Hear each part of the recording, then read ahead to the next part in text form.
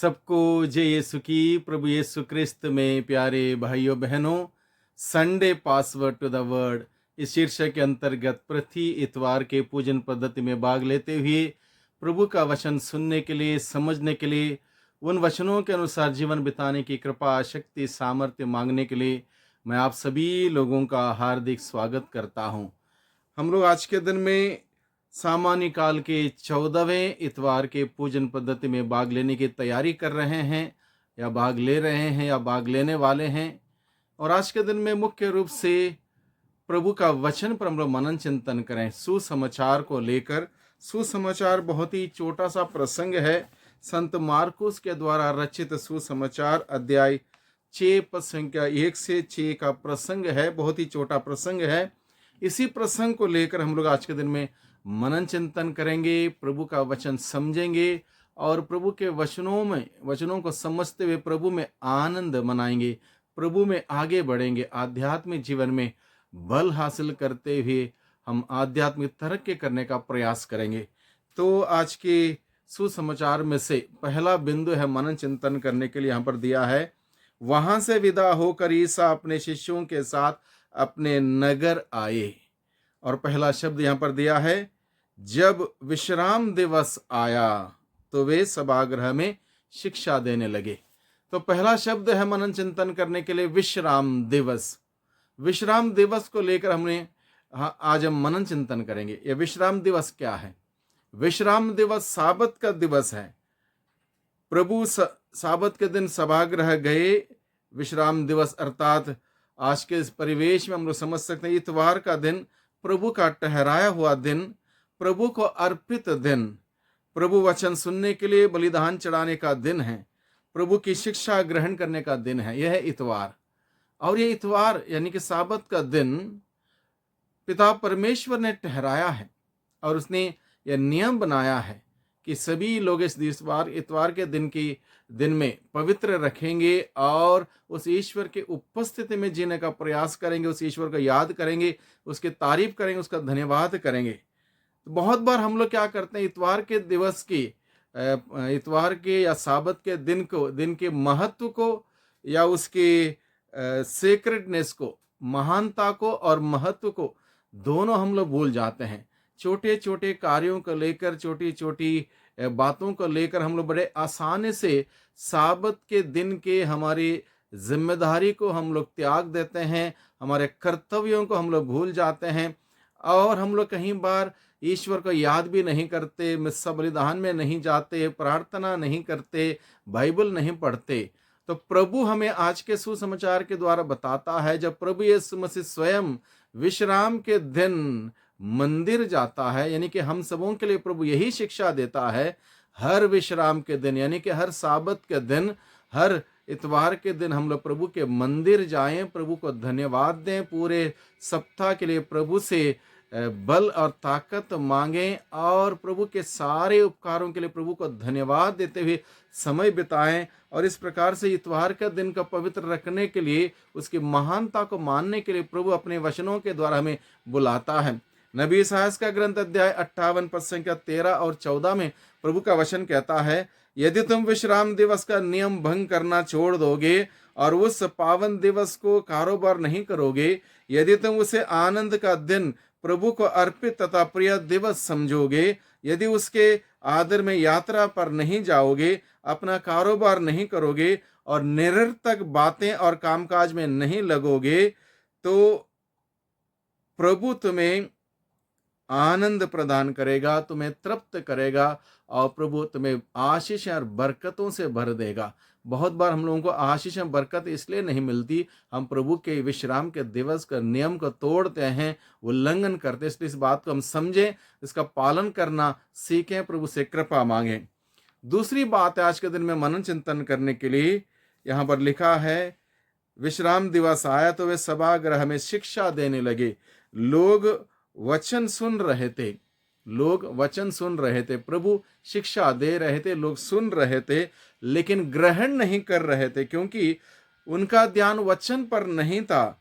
उनका ध्यान वचन सुनाने वाले प्रभु यीशु पर था और प्रभु यीशु पर विचार करने लगे कि यह सब इसे कहां से मिला है, ये सब कौन सा ज्ञान है? यानी कि प्रभु यीशु पर विचार करने लगे, यानी कि वचन पर उन्होंने विचार नहीं किया, यीशु पर विचार किया। इसको ये सब कहाँ से मिला? यानी कि यीशु से वो शिक्षा उन्होंने सुनी, लेकिन शिक्षा को ग्रहण नहीं किया। जो यीशु से शिक्षा ग्रहण करता है, यीशु से शिक्षित होता है, वो जीवन में सफल होता है, क्योंकि प्रभु यीशु मसीह एकमात्र व्यक्ति इस धरती पर जीवन बिताते हुए सफल हुए। अगर हम लोग प्रभु की शिक्षा ग्रहण करेंगे, उसके अनुसार चलेंगे, हम भी सफल होंगे। बच्चों को हम लोग ट्यूशन में भेजते हैं ताकि बच्चे अच्छे नंबर में पास हो जाएं, सफल हो जाएं, लेकिन उससे भी ज्यादा जरूरत है ईश्वर के वचनों को सुनना, उससे शिक्षित होना। जब हम ईश्वर के वचनों से शिक्षित होंगे, निश्चित रूप से हम लोग जिंदगी भर हम लोग सफल रहेंगे। इसलिए इस बात को भी हम लोग आज के दिन में समझने की चेष्टा करें। तीसरी बात है आज के दिन में समझने के लिए, यीशु ही मुक्तिदाता है। यीशु ही मुक्तिदाता है। यहाँ पर क्या हुआ? जब लोगों ने सुना, यीशु का वचन सुना, उनके मन में सवाल ये आया, ये सब इसको कहाँ से मिला, ये कौन सा ज्ञान है? और इन सभी बातों के बाद वहां पर लिखा है, इसलिए उन्होंने ईसा पर विश्वास नहीं किया। यानी कि यीशु ही मुक्तिदाता है, इस बात को वो स्वीकार नहीं कर पाए। उन्होंने यीशु को मरियम का बेटे के रूप में देखा, यूसुफ के बेटे के रूप में देखा, इस प्रकार से हमारे गांव में रहने वाला इस प्रकार से देखा। यीशु में मुक्तिदाता को वो नहीं देख पाए, यीशु से शिक्षा नहीं ग्रहण कर पाए, यह बात समझ नहीं पाए कि उन्होंने वचन को सुना, जरूर उसको समझने की कोशिश नहीं की। समझ जाते तो पता चल जाता कि यीशु ही मुक्तिदाता है। इसलिए यीशु को मुक्तिदाता के रूप में ग्रहण करने में, अपनाने में वो चूक जाते हैं, क्योंकि उन्होंने वचन पर ध्यान नहीं दिया। प्रभु यीशु पर वहां ध्यान देते हुए विचार किया कि ये सब इसको कहाँ से मिला। चौथी बात है मनन चिंतन करने के लिए, यीशु को उनके खानदान के साथ तुलना करते हुए देखते हैं।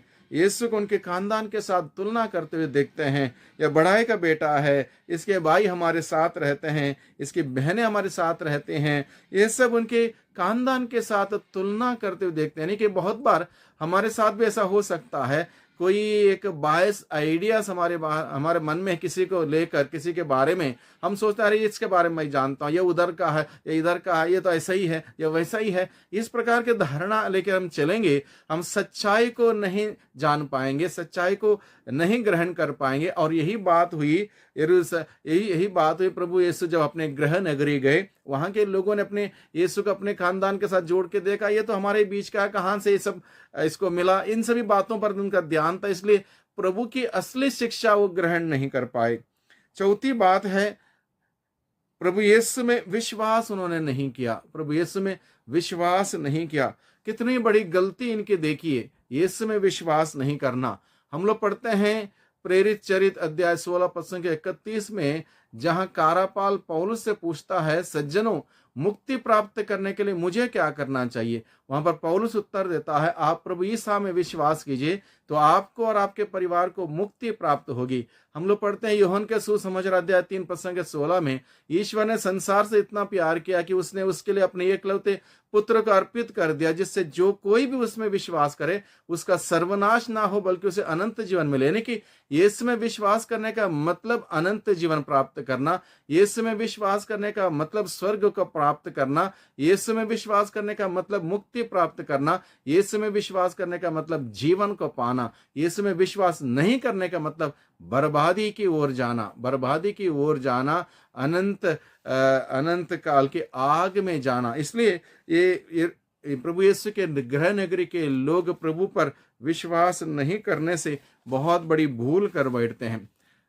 छठी बात है मनन चिंतन करने के लिए, अपनों के बीच केवल नबी का आदर नहीं होता। प्रभु यीशु मसीह क्या कहते हैं, अपने नगर, अपने कुटुंब, अपने घर में नबी का आदर नहीं होता।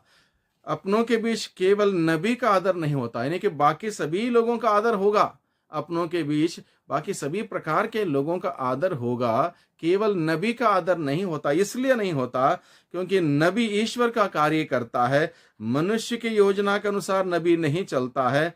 जब तक ताल में ताल बिठाया लोगों ने होजाना के गीत गाए प्रभु के लिए, जब उन्हें पता चला कि यह हमारा मतलब का नहीं तो उन्होंने उसे क्रूस देने का नारा लगाया। यानी कि लोग नबी का आदर नहीं करते, क्योंकि लोग नबी ईश्वर की ओर से बोलता है, ईश्वर की बातों को सुनाता है, ईश्वर का संदेश कुछ बताता है, ईश्वर के नियम की योजना के अनुसार चलता, मनुष्य की योजना के अनुसार नहीं चलता। इसलिए मनुष्य नबी का आदर नहीं करती। और ये कहीं पर भी वही होता है, जब कोई भी व्यक्ति ईश्वर की बातें, सच्चाई की बातें, ईमानदारी की बातें, न्याय की बातें, शांति क्षमा की बातें बोलने लगता हो, उसका ज्यादा आदर स्वागत नहीं होता है। और वही बात प्रभु हमें बताता है। इसलिए हमें हमें विचलित नहीं होना है, बल्कि उसी बात में लगे रहने की जरूरत है। जैसे प्रभु यीशु ने जो मार्ग बताया, उसी में आगे बढ़ने की जरूरत है। सातवां बिंदु है मनन चिंतन करने के लिए, लोगों के अविश्वास पर यीशु को आश्चर्य हुआ।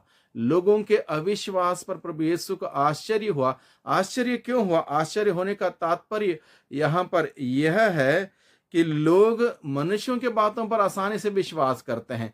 मनुष्यों के बातों पर कोई सबूत भी नहीं चाहिए। किसी ने झूठ भी कहा हो, उसके बारे में, इसके बारे में तुरंत विश्वास हो जाता है, कोई सबूत की जरूरत नहीं। बाइबल की बात आती है, लोगों को सबूत चाहिए, लोगों को प्रमाण चाहिए, और इस प्रकार से लोग विश्वास नहीं करते। इसलिए प्रभु यीशु मसीह स्वयं जो आदि में शब्द था, वो शब्द शरीर धारण करते हुए उनके बीच में आया और उन्होंने वचन सुनाया, शिक्षा दी, तब भी लोगों ने विश्वास नहीं किया। इसलिए प्रभु यीशु मसीह को आश्चर्य हुआ और उनके अविश्वास पर प्रभु यीशु मसीह आश्चर्यचकित होते हैं।